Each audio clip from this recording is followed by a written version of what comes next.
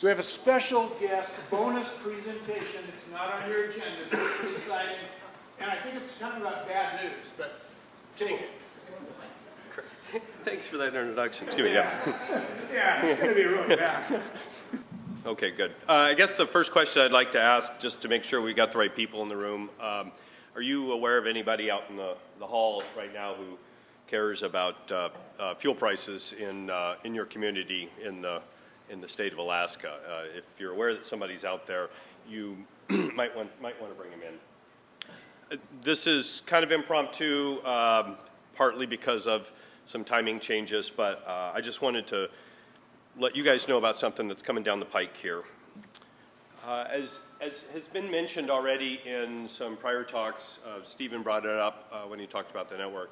There are some compliance tools out there called alternative planning criteria, and they are used by fuel distributors and non-tank vessels that move goods in the state of Alaska.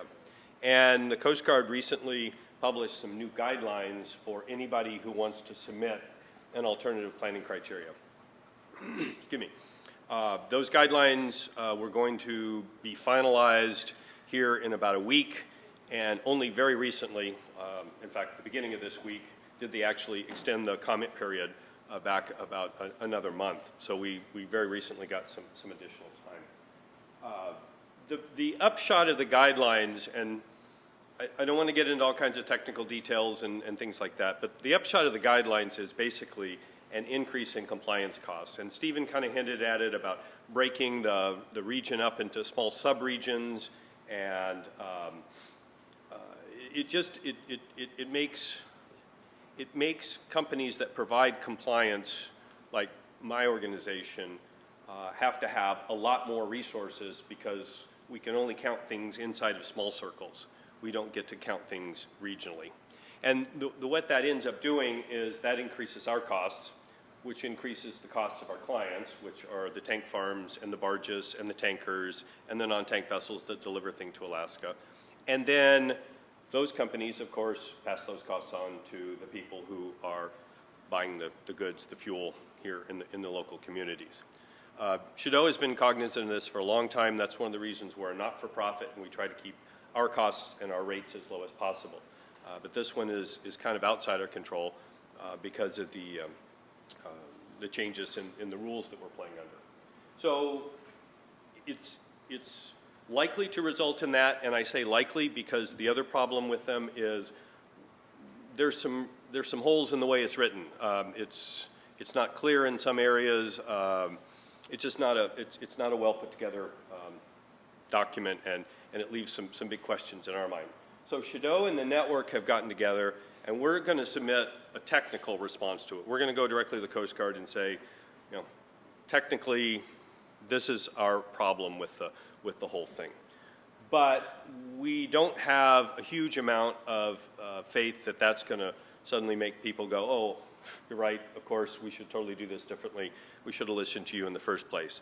So in the interest of kind of what this whole group is all about, the collective action, the working together, the sharing of information, we're also working on another outreach that focuses on the process that they're going through, not the technical details.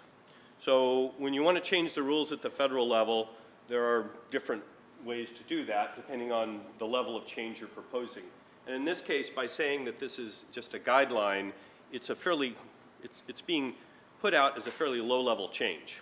Like, oh, we're just tweaking a few things, we're correcting some spelling errors, there were a few confusing issues. But in our reading of it, it is actually some fairly substantive changes to the actual regulations.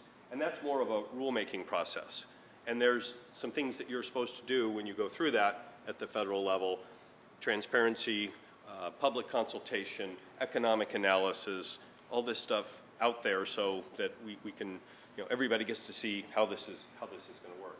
And that process is not being followed, and what we're trying to do is also press the Coast Guard to follow the process appropriately. So in that vein, Chateau and the network, we're working on an outreach package, and it's basically a brief summary of what the problem is as we see it, and then a template letter to the congressional delegation, basically asking the Coast Guard to follow the appropriate process, to bring this out into the public arena and do this. If it's this big, let's do it in the right way. I mean, we'll live with whatever comes down the pike, but we want it done appropriately so that you guys get to hear about it.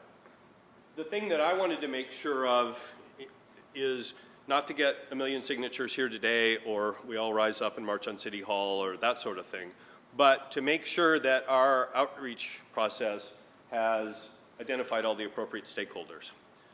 We have some good people working with us on this, and I think we've done a good job, but I thought this was a unique collection of people here, and what I'm hoping is that we can talk during upcoming break.